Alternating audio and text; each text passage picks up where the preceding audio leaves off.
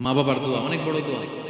কখনো যেন আমরা বেয়াদবি না করি, কখনো যেন তাদের মনে কষ্ট না দেয়, সবসময় যেন তাদের কাছ থেকে দোয়া নেই। পারা যাবে? আমার ছেলে মেয়ে আত্মীয় স্বজন কাগজ যেন আমার লাশ শুইতে না দেয়। শেষ শেষ নিয়ে আমার কষ্ট পাইবে যে কি করলাম আর কি পাইলাম। আপনাদের কাছে এবং আইনের কাছে আমি একটা ডায়েরি দিয়ে যাব, এই ডায়েরিটা আপনারা থানার কাছে, এই টাকা পয়সাটাই হইল আমার সবচেয়ে জীবনের কাল। আমার সন্তানদেরকে আমি এইটাই বলবো যে দেখো, আমার সাথে তোমরা যারা যা করছো এটার ফল তোমরা পাইবে। এত আগের উপদেশ দেখবেন যে মনে হচ্ছে বর্তমান সময়ের জন্য এই উপদেশগুলো আল্লাহ ধরে ধরে কোরআনে তুলে ধরেছেন। ওয়াসাইনাল ইনসান, মানুষকে আমি ওসিয়ত করলাম, রেকমেন্ড করলাম, ভার্ডিক্ট জারি করে দিলাম, বিওয়ালিদাই, মা বাবার ব্যাপারে তাদের সাথে সদাচরণ করবে, মা বাবার সাথে খারাপ আচরণ করা যাবে। ছোট্ট ছেলে মেয়েদেরকে ননির পুতুল করে গড়ে তুলবে না, খবরদার। ওদেরকে কষ্ট সহিষ্ণু করে গড়ে তুলবে। আপনি থাকতেই কষ্ট করা শেখান, তার জীবনটা স্মুথ হবে, তার ক্যারিয়ারটা ব্রাইট হবে, তার ভবিষ্যৎটা সুন্দর হবে। ছেলে মেয়েরা কিছু চাইলেই সাথে সাথে দিবেন। অনেক বাবা মা আছে এত আদর করে, এত বেশি আহ্লাদ করে, যা চায় তাই দেয়, পরে হিতে বিপরীত হয়, ঠিক কিনা? ছেলে মেয়েকে অভাব শেখান, ছেলে মেয়েকে কষ্ট শেখান, ওদেরকে সংগ্রাম শেখান, প্রতিকূল পরিবেশে কি করে টিকে থাকতে হয় এটার সবক শেখান। যে গরুর পেট থেকে বেরোলে গরু হয়, কিন্তু মানুষের পেট থেকে বেরোলেই ওটা মানুষ হয়। ওটা মানুষ বানাতে হয় দিনের পর দিন, মাসের পর মাস, টিউনিং করে, পলিশিং করে, গাইড করে করে মানুষের মতো মানুষ বানাতে হয়।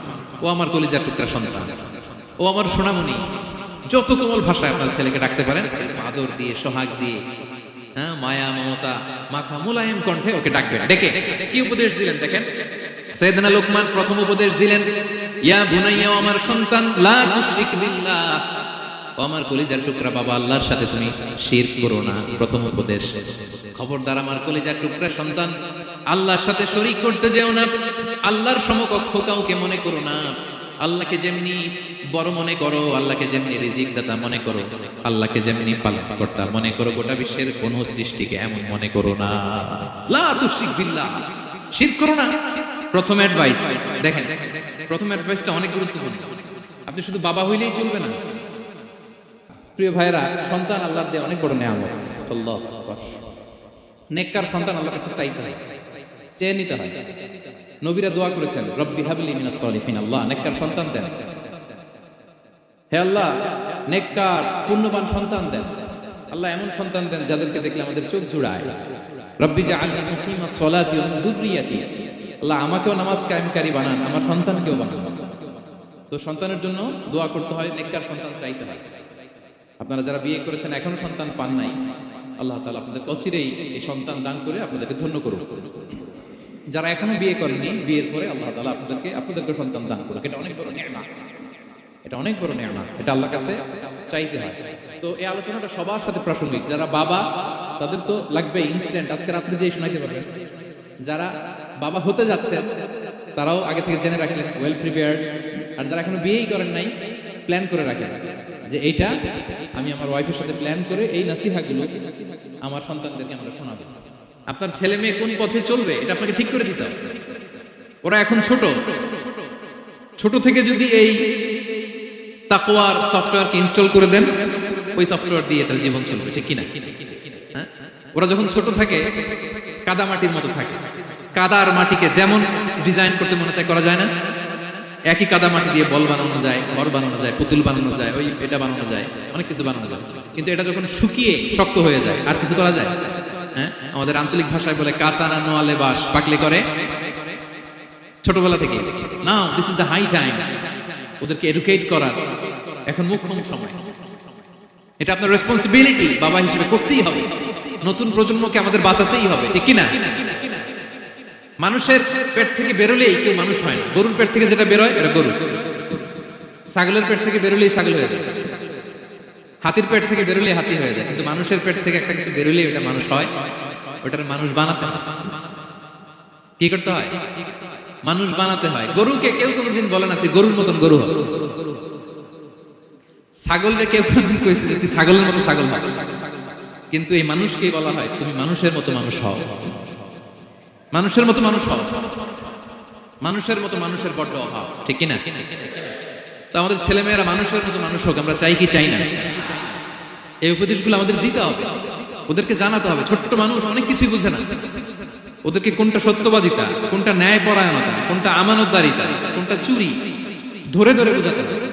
আমাদের ছোট্ট সোনামণিরা দেখবেন ছোটবেলায় ওই ছোট অবস্থায় যারা থাকে, ছোট স্কুলে যায়, স্কুলে যে আরেকজনের পেন্সিল ব্যাগে করে নিয়ে আসে, মানে ওরে দিচ্ছেন আপনি ব্লু কালারের, ওর এটা ভালো লাগে, ওর ভালো লাগছে পিঙ্ক কালারের একটা, তো আরেকজনের পিঙ্ক কালারের পেন্সিল ব্যাগে করে নিয়ে আসছে, রাবার নিয়ে আসছে। ও খারাপ মানে আনে নাই, কারণ ও জানে না, ও ভাবছে যেটা সুন্দর লাগে ওইটাই মনে হয় আমার। কিন্তু অন্যের জিনিস যে না বলে নিয়ে আসলে এটাকে চুরি বলে, ওইটা জানেই না। তো এগুলো ওদেরকে জানানো শেখানোর দরকার আছে না নাই? দায়িত্বটা কার? বাবা মায়ের। আমার প্রিয় ভাইয়েরা, সন্তানদেরকে যেন আমরা গাইড করি, ইনস্ট্রাক্ট করি, আমরা যেন ওদেরকে শিখাই কোনটা সত্য কোনটা মিথ্যা।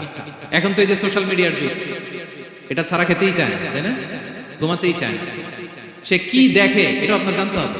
সে কোথায় যায়, সে কার সাথে মেশে, সে কোন সাইটগুলো ব্রাউজ করে, এটা বাবা হিসেবে জানার দরকার আছে না নাই? প্যারেন্টিং কন্ট্রোলের একটা ব্যবস্থাপনা আছে, আপনি কন্ট্রোল করে দিতে পারেন। আপনি সাইন করে দিবেন ইউটিউবে আপনার জিমেল দিয়ে, ও কি দেখে আপনি সব চেক করতে পারবেন হিস্ট্রিতে। যুগ যেমন, ওই যুগের মেডিসিনও তেমন, ওইভাবে আপনাকে নিয়ন্ত্রণ করতে হবে। কারণ এই যুগে আমাদের তরুণ শিশু কিশোররা এত এত চ্যালেঞ্জের সম্মুখীন হচ্ছে যেটা আগে কখনো হয় না। The world is changing so fast, it's very difficult to handle our teenagers. ওদের প্রশ্ন শুনলে আপনি অবাক হয়ে যাবেন। আমি উত্তর দিতে পারি না, আমার ছোট মেয়ের অনেক প্রশ্নের উত্তর দিতে পারি না, মানে পারি, ও মানতে চায় না, আর গুই করে এমন এমন কথা বলে যেগুলো আমরা 10-15 বছর বয়সও শিখি না। আজকে 5-6 বছরের ছোট বাচ্চা ছেলে মেয়ে আপনাকে এমন প্রশ্ন করবে, আপনি অবাক হয়ে যাবেন। এই জন্য ছোটবেলা থেকে ওদের মন মস্তিষ্কের ভেতরে এই ইসলামের শিক্ষাটা ঢুকাই দিতে হবে আমার ভাইয়া। ইসলাম সেটাই চায় যে এই মাত্র জন্মগ্রহণ করছে যে বাচ্চাটা, নবজাতক, নিউ বর্ন বেবি, ওর আমল নামা শুরু হয়েছে। সবাই বলেন, এই মাত্র ভূমিষ্ঠ একটা বাচ্চার আমল নামা শুরু হয়েছে। তারপরে ইসলাম বলে ওর কানের সামনে আল্লাহু আকবার, আল্লাহু আকবার বলে আল্লাহর নামটা ঢুকিয়ে দাও।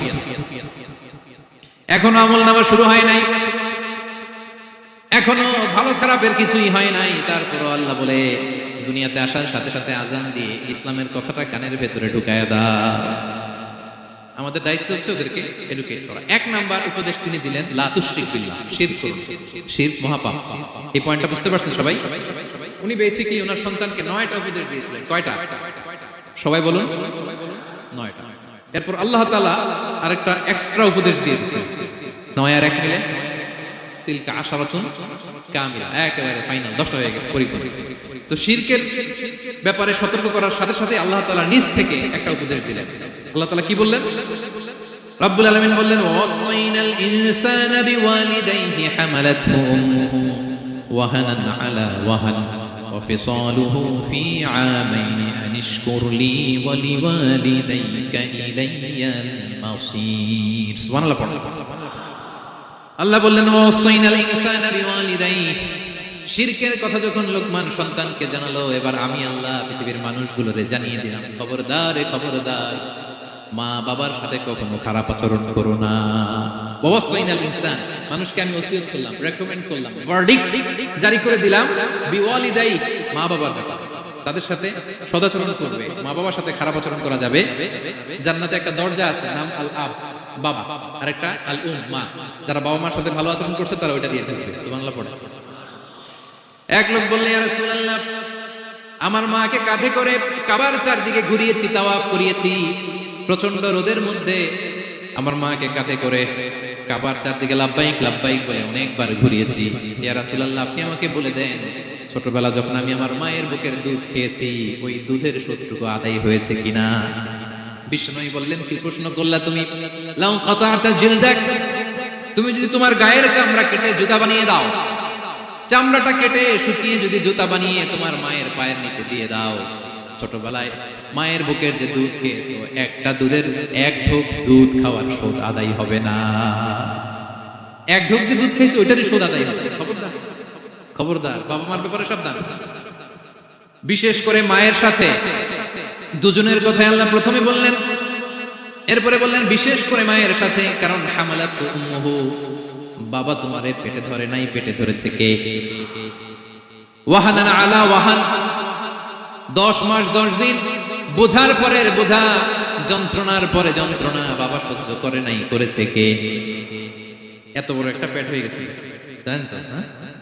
আল্লাহ, এই পেটটা নিয়ে বারবার কিচেনে যাওয়া লাগছে, এটা নিয়ে টয়লেট করে, এটা নিয়ে গোসল করে, ঘুমাতে পারে না, শুইলে উঠতে পারে না, উঠলে বসতে পারে না।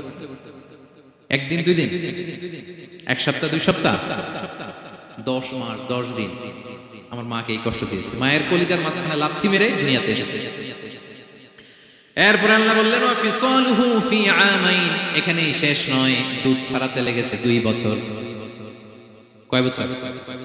ওগো মা তুমি এই ধরনের শ্রেষ্ঠ নেয়ামত, তোমারই পদতলে রয়েছে জান্নাত। ওগো মা তুমি এই ধরনের শ্রেষ্ঠ নেয়ামত, তোমারই পদতলে রয়েছে জান্নাত। ঠিক কি না? দেখেন আল্লাহ মর্যাদা কোথায় বাড়ায়। আমাদের দুনিয়ার পুরুষ মানুষদের পায়ের নিচে থাকে জুতা, জুতার নিচে বালু, কার্পেট কিংবা ফ্লোর। আর আল্লাহ বলে দুনিয়ার এক একটা মায়ের পায়ের নিচে আমি জান্নাত দিয়ে রেখেছি। এই পৃথিবীটারে 100 বার বিক্রি করলে জান্নাতের একটা চেয়ারের দাম হবে? বুঝে শুনে উত্তর দিবেন। এই পৃথিবীটাকে, পৃথিবীর যে সম্পদ, এটা এস্টিমেশন করে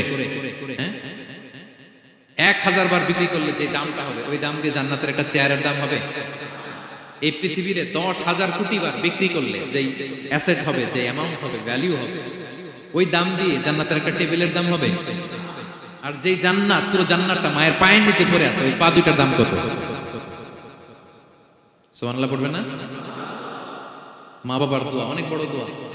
কখনো যেন আমরা বেয়াদবি না করি, কখনো যেন তাদের মনে কষ্ট না দিই, সবসময় যেন তাদের কাছ থেকে দোয়া নেই। করা যাবে? এটা আল্লাহ তাআলা ঢুকিয়ে দিলেন।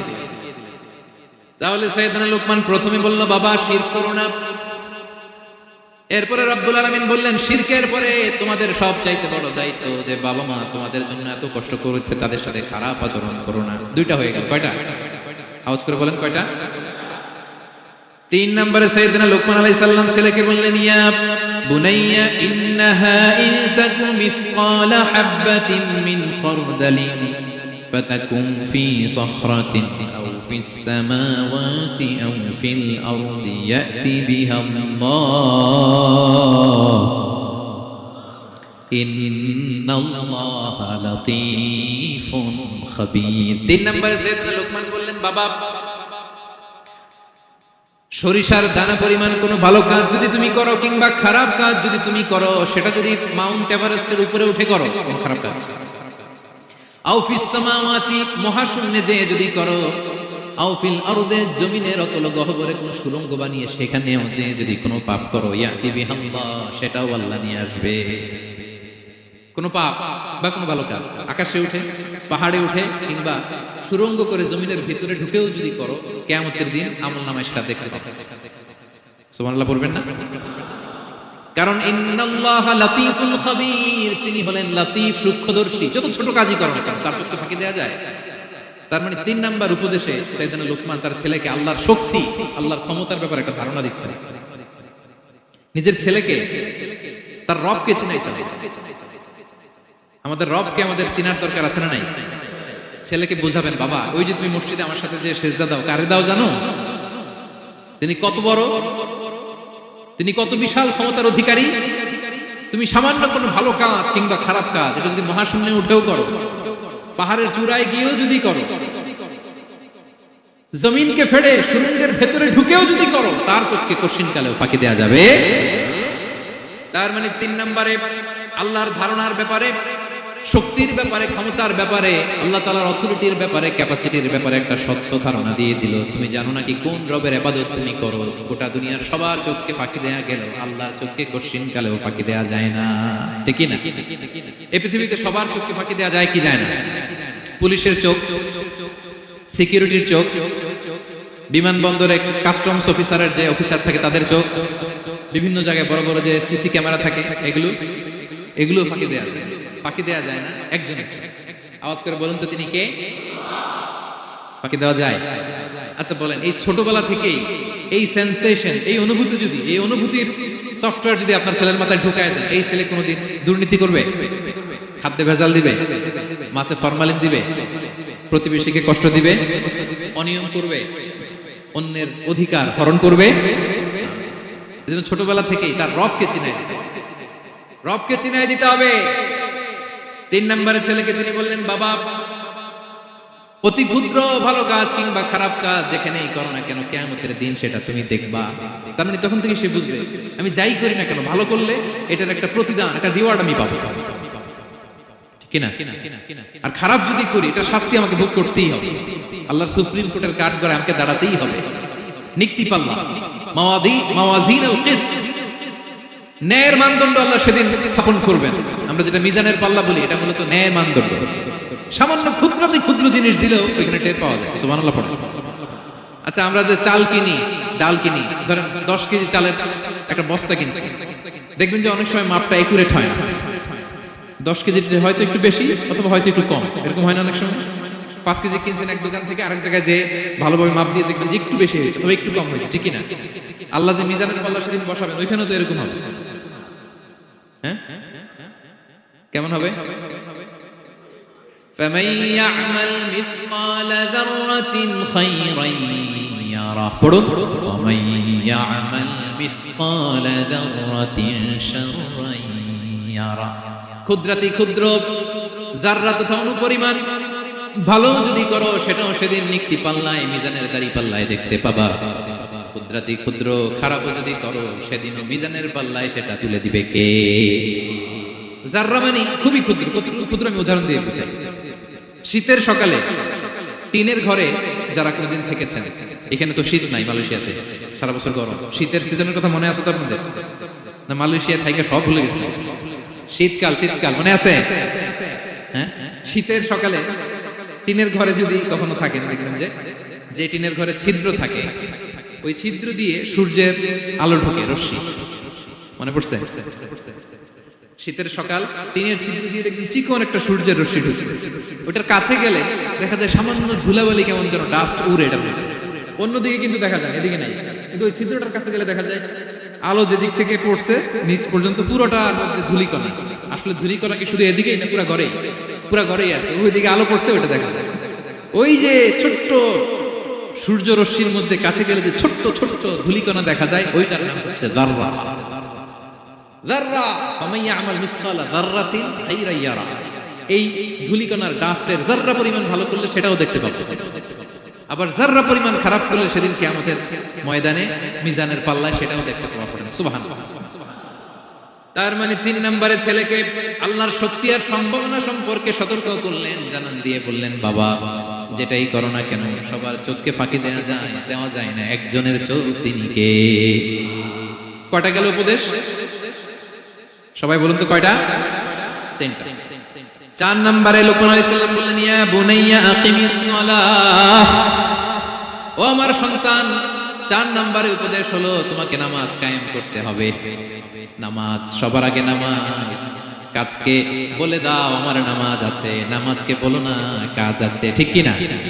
সালাত কায়েম করো, সালাত কায়েম করো, হবে জান্নাতি তুমি, হবে জান্নাতি তুমি, দিবে কাল হাসরে শীতল ছায়া আরশে আজিম, রাব্বিয়াল আলা রাব্বিয়াল আযীম, রাব্বিয়াল আলা রাব্বিয়াল আযীম। সুবহানাল্লাহ পড়ে।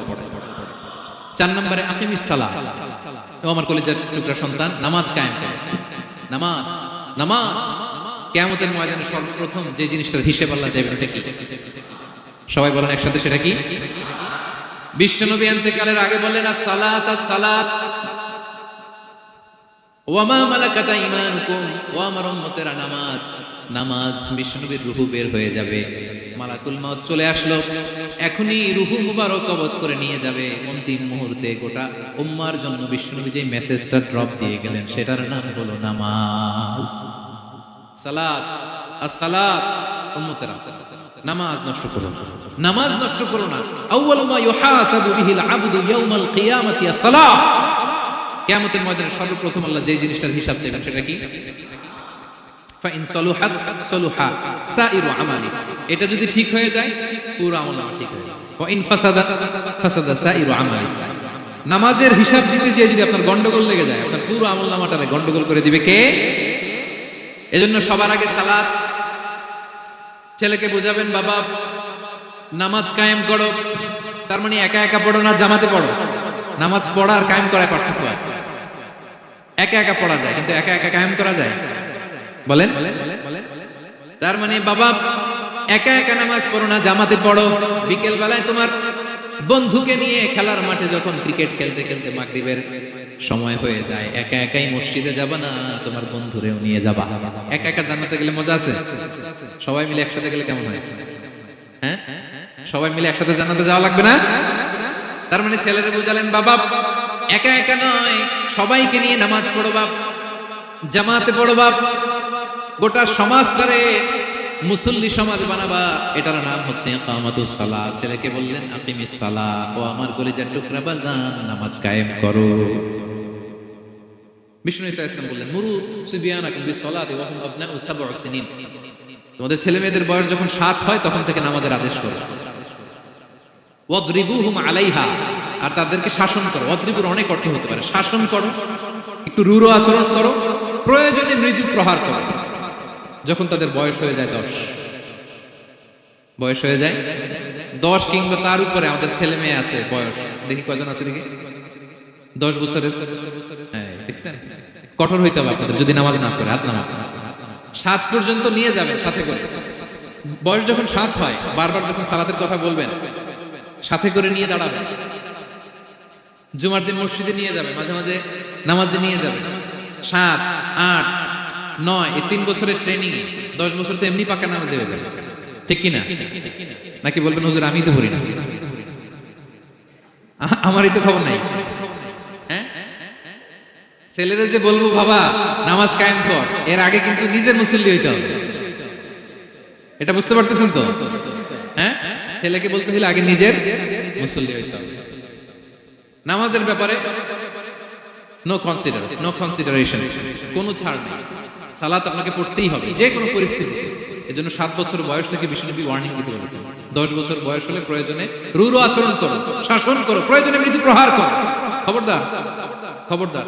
একসাথে মাঝে মাঝে নিজেরাও ঘরে করো। মসজিদে তো যাবে না, বাইরে বৃষ্টি, যেতে পারছেন না, নিজেই ইমাম হয়ে দাঁড়াবে। আপনার ছেলে 2জন আপনার পিছনে দাঁড়াবে, আপনার স্ত্রী আর মেয়েরা তার পরের কাতারে দাঁড়াবে। হ্যাঁ, নারী পুরুষ একই কাতারে দাঁড়াতে পারে না। অথবা আপনার ছেলেটার ইমাম বানায় দেন, ও নামাজ পড়াইতেছে, আপনারা পড়তেছেন, ভালো লাগবে না? এ family that prays together stays together, ইংরেজিতে একটা কথা বলে, এ family that prays together stays together। যে ফ্যামিলি একসাথে নামাজ পড়ে, এই ফ্যামিলি একসাথে টিকে থাকে শান্তিতে অনেক দিন, ঠিক কি না? এজন্য ঘরে মাঝে মাঝে জামাতে নামাজ পড়বেন, ঘরটারে বরকত দিয়ে পূর্ণ করে দিবে কে? এজন্য সাইয়েদনা লুকমান বললেন আকিমিস সালাত, আমার কলিজার টুকরা সন্তান, নামাজ নষ্ট করো না, নামাজ নষ্ট করো না। অনেক ফ্যামিলি আছে, অনেক ফ্যামিলি নিজেও নামাজি, ছেলে মেয়েদেরকেও নামাজের কথা বলে, পড়ায়। জোহর পড়তে দেয়, আসর পড়তে দেয়, মাগরিব পড়তে দেয়, এশা পড়তে দেয়, ফজর পড়তে দেয়। ফজর নিয়ে টেনশন নাই, কেন? বলতেছে ঘুমায় হুজুর। কি করে? আমার কলিজার টুকরা সন্তান ঘুমায় হুজুর, কাঁচা ঘুম কেমনে ভাঙাই? আচ্ছা, ফজরের সময় যদি আপনাদের কন্ডোমিনিয়ামে আগুন লাগে কি করবেন? ফজরের সময় লাগছে আগুন, আরেকটু ঘুমাক, কাঁচা ঘুম। হ্যাঁ, বলবেন কথা বুঝে নাই বোধহয়। যে বাবা মারা মনে করে সকালে কিভাবে ডাকি, উঠতে চায় না হুজুর, কাঁচা ঘুম, কষ্ট হয়ে যায়। ফজরের সময় যদি আগুন লেগে যায় আপনার ঘরে কি করবেন? আরেকটু ঘুমাক, কাঁচা ঘুম। দুনিয়ার আগুন থেকে নিজের সন্তানকে বাঁচানোর জন্য যেমনি ডেকে উঠান, দুনিয়ার আগুন থেকে রক্ষা করার জন্য যেমনি ডাকেন, উঠায় নিয়ে আসেন। জাহান্নামের কঠিন আগুন থেকে বাঁচানোর জন্য ফজরের সময়ও ডাকার দরকার আছে না নাই? দুনিয়ার আগুন হচ্ছে কমপক্ষে 70 গুণ বেশি তেজওয়ালা। বিষ্ণু বলেন নারুকুম তুকিদুন, যে আগুন দিয়ে কিচেনে রান্না করো, জাহান্নামের আগুন কিন্তু এই আগুন নয়। জাহান্নামের আগুন দুনিয়ার আগুনের চাইতে কমপক্ষে 70 গুণ বেশি তেজ। তাহলে ফজরের সময় ডাকবেন তো ছেলে মেয়েকে, হ্যাঁ, নিজেও পড়বেন, ছেলে মেয়েদেরকেও ডাকবেন। আকিমিস সালাহ। 4 নম্বরে বললেন বাবা নামাজ কায়েম করো, নামাজ ছেড়ে দিও। 5 নম্বরে বললেন ওয়া'মুর বিল মা'রুফ, ভালো কাজের আদেশ করো। 6 নম্বরে বললেন ওয়ানহা আনিল মুনকার, খারাপ কাজ থেকে নিষেধ করো। দেখেন কি বাবা ছিল সাইয়েদনা লুকমান। ছেলেরা বললেন, নামাজ পড়ার পরে বললেন ওয়া'মুর বিল মা'রুফ, ভালো কাজের আদেশ করো, ভালো কাজের আদেশ করো। ওয়ানহা আনিল মুনকার, মন্দ কাজ থেকে নিষেধ করো। আমরা অনেকে নিজেরাই ভালো করি, নিজেরাই ভালো কাজ করি, অন্যদেরকে বলি না, এরকম আছে না নাই? সমাজে পাপ হলে, অন্যায় হলে আমরা কথা বলতে চাই না, এরকম আছে না নাই? নিজেই নামাজ পড়বে চোখ বন্ধ করে, তাসবিহ পড়তে থাকে, কিন্তু মুসলিম উম্মার উপর কারবালা হয়ে যাচ্ছে, তার কোনো টেন নাই, এরকম আছে না নাই? গোটা বিশ্বে মুসলমানদের উপর দিয়ে কি যাচ্ছে, সমাজে কি চলছে তার কোনো আন্দাজ নাই, খোঁজ খবর নাই, শুধু নিজেই জিকির করে, এরকম আছে না নাই? না, আযাব আসলে, গজব আসলে শুধু এই কাফের মুশরিকদেরই মারে না, মুমিনদেরও মারে, ঠিক কি না? আল্লাহ বলে ওই আযাবকে ভয় করো, ওয়াত্তাকু ফিতনাতাল লা তুসিবান্নাল্লাযীনা যালামু মিনকুম খাসসা। ওই আযাবকে ভয় করো, ওই শাস্তিকে ভয় করো, যে শাস্তি যখন আমি পাঠাই ওই শাস্তি দিয়ে শুধু জালেমদেরকে মারি না, আলেমদেরকেও মারি, ঠিক কি না? কারণ তুমি আলেম হয়ে বসেছিলে কেন? তুমি সমাজকে বাঁচাও নাই কেন? শুধরে দাও নাই কেন? শুদ্ধাচারের অভিযানে তুমি নামো নাই কেন? ঠিক কি না? তুমি একা একা জিকির করে তোমার আল্লাহর ওলি হতে বলছে কে? গোটা সমাজকে তোমার বাঁচাতে হবে। একটা জাহাজ 2 তলা, আপনি আছেন 2য় তলায়, নিচ তলায় একদল লোক জাহাজের তলা ছিদ্র করতেছে। জাহাজের তলায় ছিদ্র করলে কি ঢুকে? তা আপনি যদি বলেন ওরা নিচে আছে ছিদ্র করতেছে, ওরা করুক, আমি থামাবো কেন? আমার তো দোষ নাই, আমি তো ছিদ্র করি নাই। ছিদ্র করছে কারা? ওরা। পানি ঢুকলে ওরা মরবে, আমি তো বেঁচে যাব। বাঁচবে? কারণ সে তো জাহাজের ভিতরেই। আপনি যে যদি পাগলগুলার না থামান, ওরা তো মরবেই, আপনিও শেষ। চিল্লায় বলেন ঠিক কিনা? এজন্য সমাজে যখন পাপ হয়, অন্যায় হয়, দেখা মাত্রই আপনাকে থামাতে হবে। তা না হলে এই পাপের কারণে, অন্যায়ের কারণে আযাব আর গজব যখন আসবে, পাপীরাই মরবে না, আপনিও মরবেন, ঠিক কিনা? মুসা আলাইহিস সালামের পায়ের মধ্যে একবার একটা লাল পিঁপড়া কামড় দিছে। এই সাইজের যে লাল পিঁপড়াগুলো কামড় দিলে খুব আরাম লাগে না? কেমন লাগে? হ্যাঁ, খুব ব্যথা করে, প্রচন্ড ব্যথা করে। তো মুসা আলাইহিস সালামের মেজাজ কি নরম না গরম? খুব তাড়াতাড়ি রেগে যেতেন। এক এক নবীর এক এক অ্যাট্রিবিউট ছিল, হ্যাঁ, এক এক বৈশিষ্ট্য ছিল। উনি অনেক রেগে যেতেন। উনি থাপ্পড় মেরে একবার ফেরাউনের বাবুর্চিকে দুনিয়া থেকে শেষ, এক থাপ্পড়, এত সত্য। সেই বুখারীতে এসেছে মালাকুল মাউতকে মারছিলেন একবার। ওই যে ছোটবেলা থেকে মারার অভ্যাস, ছোটবেলায় কার গালে দিছিল জানে না বোধহয়? ফেরাউন। অন্যায় দেখলেই ছোটবেলায় ফেরাউনের গালে দিছে, বড় হয়ে ফেরাউনের বাবুর্চির একটা, এরপরে মালাকুল মাউতকে একটা। এর কারণ মালাকুল মাউত আবার মালাকুল মাউতের মতো আসলে মানুষের আকৃতিতে এসেছিল, তো পারমিশন না নিয়ে ঢুকছে। উনি ভাবছে এমনি মানুষ, কিরে পারমিশন নিলি না কেন? তো মুসা আলাইহিস সালামের পায়ের মধ্যে লাল পোকা, লাল পিঁপড়া কামড় দিছে, প্রচন্ড ব্যথা পাইতেছে, আর ডলতেছে, আর রেগে গেছে। রেগে তাকে দেখে দিকে লাল পিঁপড়ার বাসা, যে পা দিয়ে ডলে সবগুলোর মেরে ফেলছে। তো ঘটনাটা ছিল মুসা আলাইহিস সালাম আল্লাহকে জিজ্ঞেস করছিলেন, এই ঘটনাটা আল্লাহ কেন ঘটাইছে? আল্লাহকে জিজ্ঞেস করছিলেন, আল্লাহ আযাব যখন কোন এলাকায় পাঠান তখন তো শুধু জালিমরাই মরে, ভালো লোকগুলোও তো মারা যায়, তো এই আযাবে ভালো লোকগুলা কেন মরে? আল্লাহ উত্তর দেন, এই ঘটনা ঘটাইছে। পিঁপড়া যখন কামড় দিছে, রেগে সবগুলো মেরে ফেলছে। আল্লাহ বলে, মুসা কামড় দিছিল কয়টা? আল্লাহ একটা। তো ওগুলোর মাল লাগে অ্যাকশনে যখন যায়, এত কিছু দেখে অ্যাকশন নেওয়া যায় না। এজন্য আল্লাহ বলেন, ওয়াত্তাকু ফিতনাতাল লা তুসিবান্নাল্লাযীনা যালামু মিনকুম খাসসা। ওই ফিতনাকে মানে ওই আযাবকে ভয় করো, যে আযাব যখন আসবে শুধু খারাপ লোকগুলোর উপরে আসবে না, ভালো লোকগুলোও বাঁচতে পারবে। কারণ ভালো মানুষরা আশেপাশের লোকদেরকে ভালো বানায় নাই কেন? একা নামাজ পড়েছো কেন? নামাজের দাওয়াত দাও না কেন? নিজে হালাল খাইছো, সমাজটারে হালাল দিয়ে বিনির্মাণ করো নাই কেন? এজন্য আযাব আসলে শুধু জালেমদের উপরে আসে না, আলেমদের উপরে আসে। খবরদার। এজন্য ছেলেরে বললেন, বাবা শুধু নামাজ পড়লেই হবে না, ওয়া'মুর বিল মা'রুফ, ভালো কাজের আদেশ করবা, ওয়ানহা আনিল মুনকার, খারাপ কাজ থেকে নিষেধ করবা। এটা আসলে দায়িত্ব হচ্ছে সরকার প্রধান। যারা ক্ষমতার চেয়ারে বসে তাদেরকে আল্লাহ 4 দফা মূলনীতি দিয়েছে। আল্লাযীনা মাক্কান্নাহুম ফিল আরদি আকামুস সালাতা ওয়া আতাউয যাকাতা ওয়া আমারু বিল মা'রুফ ওয়া নাহাউ আনিল মুনকার ওয়ালিল্লাহি আকিবাতুল উমুর। আল্লাহ বলেন, যাদেরকে আমি ক্ষমতার চেয়ারে বসাই 4টা দায়িত্ব তাদেরকে দেই। তাদের প্রধান কাজ নামাজ কায়েম করবে, সমাজে যাকাত আদায় করবে, ভালো কাজের আদেশ করবে, তারপরে মন্দ কাজের নিষেধ করবে। ক্ষমতার চেয়ার যারা পায় তাদের জন্য মূলনীতি এটা। তারা তো করে না, আমাদের কি করতে হবে? ঠিক কিনা? ভালো কাজের আদেশ করতে হবে, মন্দ কাজের নিষেধ করতে। বিষ্ণু ইসলাম বললেন, মান রাআ মিনকুম মুনকারা, চোখ দিয়ে যে সমাজে খারাপ দেখে ফালিয়ুগাইয়িরহু বিয়াদিহি, সেজন্য হাত দিয়ে ঠেকিয়ে দেয়, হাত দিয়ে। ফাইন লাম ইস্তাতি' ফাবিলিসানি, হাত দিয়ে না পারলে মুখ দিয়ে। কারণ আপনার অনেক সময় এরকম পরিস্থিতি নাও হতে পারে যে আপনার এত পাওয়ার নাই যে আপনি হাত দিয়ে থামাই দিবেন, এরকম হয় না? অক্ষম, পারি না। তখন মুখ দিয়ে কিভাবে পরিবর্তন করবেন বলেন, নাসিহা করেন, কাউন্সিলিং করেন, জনমত গড়ে তোলেন। ফাইন লাম ইস্তাতি' ফাবিকলবিহি, হাত দিয়েও থামাতে পারলেন না, মুখ দিয়েও প্রতিবাদ করতে পারলেন না, বিশ্বনবী বললেন অন্তত অন্তর দিয়ে সেটাকে ঘৃণা করবা, অন্তর দিয়ে ঘৃণা করো, অন্তর দিয়ে এটাকে পরিবর্তন করে দেওয়ার প্ল্যান করো, হৃদয়ে হৃদয়ে। ওয়াযালিকা আদাফুল ঈমান, এটা হচ্ছে ঈমানের সর্বনিম্ন স্তর। এর নিচেও যদি যান, মানে আপনার দিলেও লাগে না, বিশ্বনবী বলে তাহলে তোমার অন্তরে ঈমানের ছিটে ফোঁটা নাই। চিল্লা এখন ঠিক কিনা?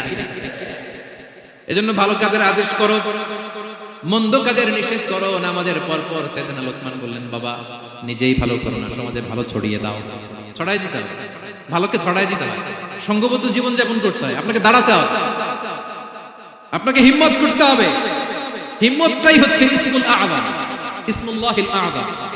ইসমে আযম মানে আল্লাহর এমন একটা নাম যেটা দিয়ে দোয়া করলে আল্লাহ কবুল করে। এটা কি? কেউ বলে ইয়া হাইয়্যু ইয়া কাইয়্যুম, কেউ বলে ইয়া রাহমান ইয়া রাহিম। অনেক মুফাসসিরিন, অনেক মুহাদ্দিসিন এক একটা বলছে যে এইটা হতে পারে, এটা হতে পারে। অনেকে বলছে হিম্মতটাই হচ্ছে ইসমে আযম। তুমি হিম্মত করে আল্লাহর কাছে চাও, গোটা দুনিয়া পাল্টে যাবে, ঠিক কি না? এজন্য সমাজের পরিবর্তনের জন্য আপনাকে আগে আসার দরকার আছে না নাই? ছেলেকে দেখেন, সুবহানাল্লাহ, কিভাবে ছেলেরে গড়ে তুলতে হয়। প্যারেন্টিং লেসন ফ্রম সূরা লোকমান, কিভাবে আপনি প্যারেন্টিং লেসন বের করে আনবেন, বাবা হিসেবে কিভাবে আপনি ছেলেকে গড়ে তুলবেন।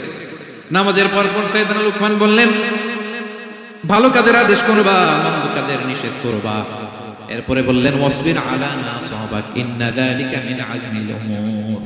লোকমান বললেন, ওয়াসবির আলা মা আসাবাক, বিপদে ধৈর্য ধরো। কারণ লোকমান আলাইহিস সালাম ভালো করেই জানেন যে নামাজ কায়েমের আন্দোলন করে, যে সত্যের পথে আহ্বান করে, যে অন্যায় কাজে বাধা দেয়, সমাজ তারে ওয়েলকাম করে না। তার জীবনে দুঃখ আছে, তার জীবনে দুঃখ আছে, তার উপরে হামলা হতে পারে, মামলা হতে পারে, তাকে দেশ ছাড়া করা লাগতে পারে।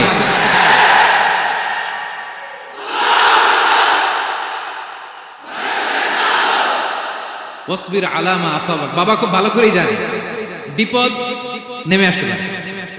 যে নামাজ কায়েমের আন্দোলন করে, যে সৎ কাজের আদেশ করে, অসৎ কাজে বাধা দেয়, তাকে থামানোর জন্য, হ্যাঁ, তার অগ্রযাত্রাকে রুখে দেওয়ার জন্য, তার রাস্তাকে ব্লক করার জন্য যুগে যুগে সমাজে সমাজে আছে না নাই? আচ্ছা, ঘাবড়ে গেলে চলবে না। এই পথ, এটা ফুল সজ্জার কোনো পথ নয়, এটা কণ্টকাকীর্ণ। এখানে প্রতি পদে পদে কাটা, এটা জেনেই আমরা এই পথে এসেছি, ঠিক কিনা?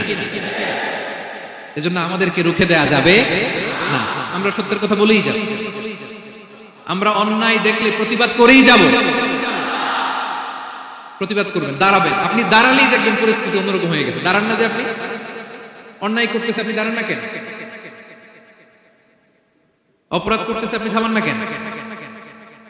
আপনার বোনের বয়সী একটা মেয়েকে টিজ করতেছে কিছু ছেলেরা, আপনি দাঁড়ান না কেন? ওদের 10 জনের চেয়ে আপনার শক্তি অনেক বড়।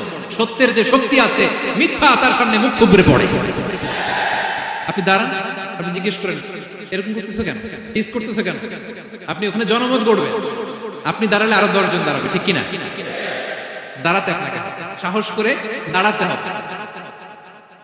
সালাত কায়েমের আন্দোলন যারা করে, সৎ কাজের আদেশ যারা দেয়, মন্দ কাজ থেকে নিষেধ যারা করে, তাদের জীবনে পরীক্ষা আছে না নাই?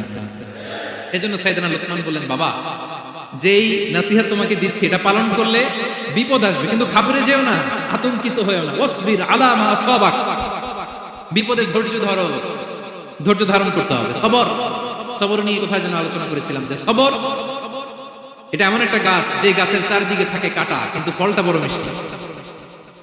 সবর বাংলা জানেন তো কি? ধৈর্য।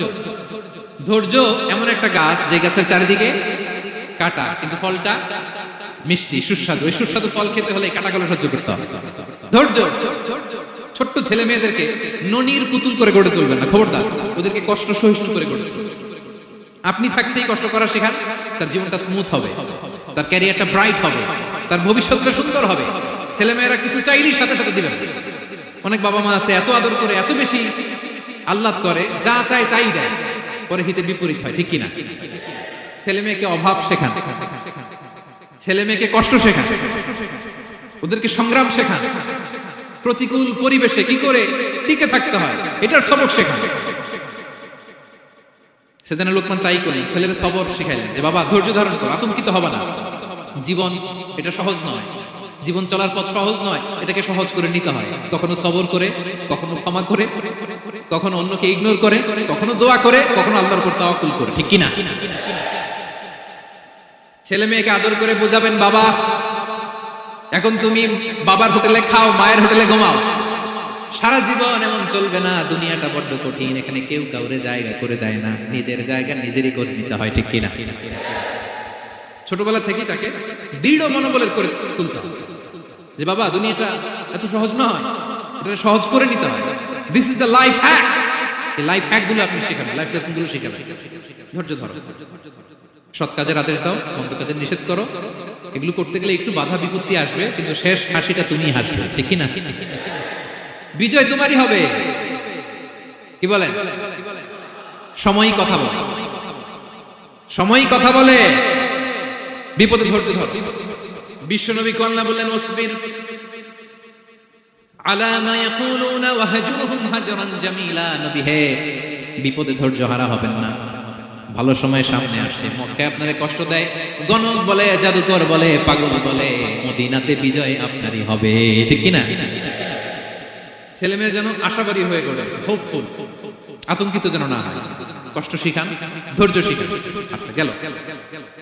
এরপর তিনি বললেন ওয়ালা তুসাইর খাদ্দাকা লিন্নাস। ও আমার কলিজার টুকরা সন্তান, ওয়ালা তুসাইর খাদ্দাকা লিন্নাস, অহংকার করে মানুষ থেকে মুখ ফিরিয়ে নিও না। ছেলেরে এবার সোশ্যাল বানানোর চেষ্টা করতেছেন। হ্যাঁ, ওয়ালা তুসাইর খাদ্দাকা লিন্নাস।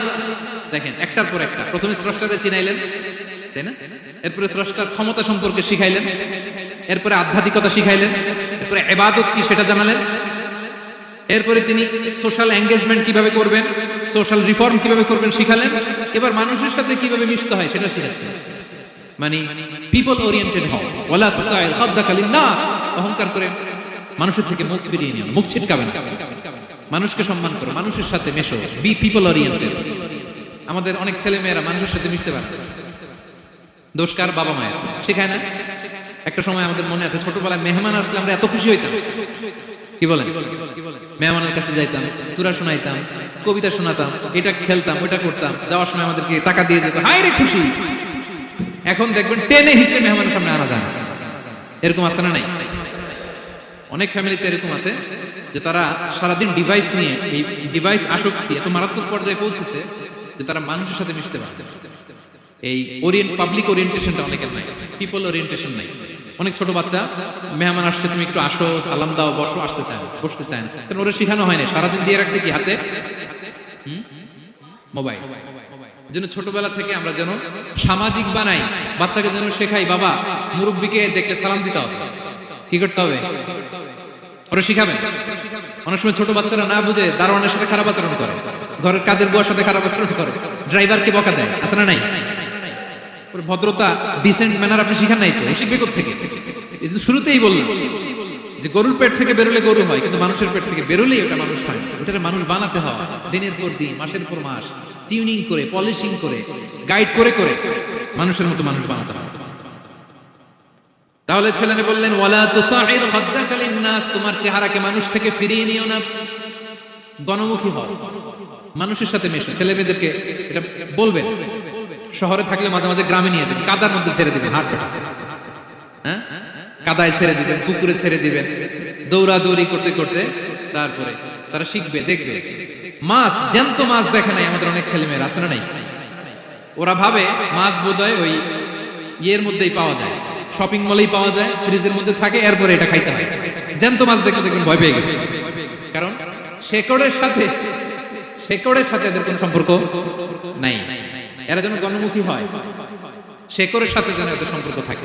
হ্যাঁ, এটাই দেখেন। এই উপদেশটা কয় হাজার বছর আগের, মনে হচ্ছে যেন আজকের পরিস্থিতি দেখে দেখে লোকমান ইসলাম ছেলেকে অ্যাডভাইস করতেছে। সুবহানাল্লাহ বলবেন না? ওয়ালা তুসাইর খাদ্দাকা লিন-নাস, মানুষ থেকে মুখ ফিরিয়ে নিও না, ছেলে মেয়েদের শেখান। মানুষ দেখলে ভয় পেও না, মানুষের কাছে যাও, মানুষের দুঃখ দুর্দশা দূর করার চেষ্টা করো, গণমুখী হও, মানুষকে দেখলে সালাম দাও, মুচকি হাসি দাও, হাত বাড়িয়ে মুসাফা করো, তাহলেই না মানুষের সাথে তুমি মিশবে, শিখবে, জানবে, ঠিক কি না? এরপরে বললেন ওয়ালা তামশি ফিল আরদি মারাহা, আমার কলিজার টুকরা সন্তান, অহংকার করে রাস্তা দিয়ে হেঁটো না, কারণ ইন্নাল্লাহা লা ইউহিব্বু কুল্লা মুখতালিন ফাখুর, আল্লাহ অহংকারীকে পছন্দ করেন না। এবার বডি ল্যাঙ্গুয়েজ শিখাচ্ছে ছেলেকে কিভাবে হাঁটবে। আমাদের অনেক সময় ছেলে মেয়েরা খুবই ভালো, নিষ্পাপ, শুধু ভিতরটা পরিষ্কার হইলে হবে না, তার জেস্টারও তো ভালোই হবে, ভিতর ভালো কিন্তু প্রকাশ ভঙ্গি জানে না, আসরা নাই। এটা ইংরেজিতে কি বলে? বডি ল্যাঙ্গুয়েজ বলে, বুঝতে পারছেন? এবার ছেলেকে বডি ল্যাঙ্গুয়েজ শেখাচ্ছে বাবা, হাঁটার সময় এইভাবে হাঁটতে হবে।